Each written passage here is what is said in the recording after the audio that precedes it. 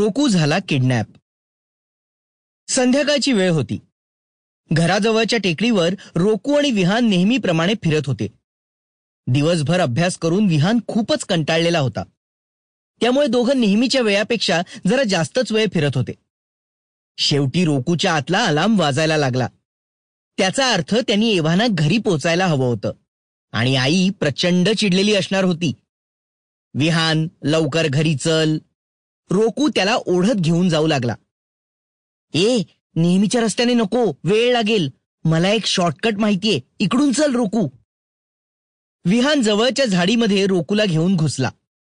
बराच अंधार पडत आला होता. दोघं धडपडत चाचपडत पुढे चालले होते. अचानक कोणाच्या तरी बोलण्याचा आवाज ऐकून विहान एकदम थांबला. त्याला धडकून त्याच्या मागे चालणारा रोकूही. विहानने जवळच्याच एका झाडामागून स्वतःचं नाव ऐकल्यामुळे खरं तर तो मध्येच थांबला होता. माझ्याविषयी कोणीतरी बोलतंय, विहान दबक्या आवाजात रोकूला म्हणाला. कशावरून?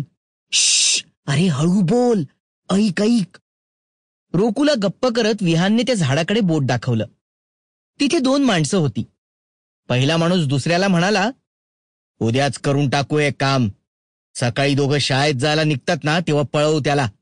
मालक परवापर्यंत पैसेही देईल मग. हा, तुझी आयडिया भारी आहे एकदम.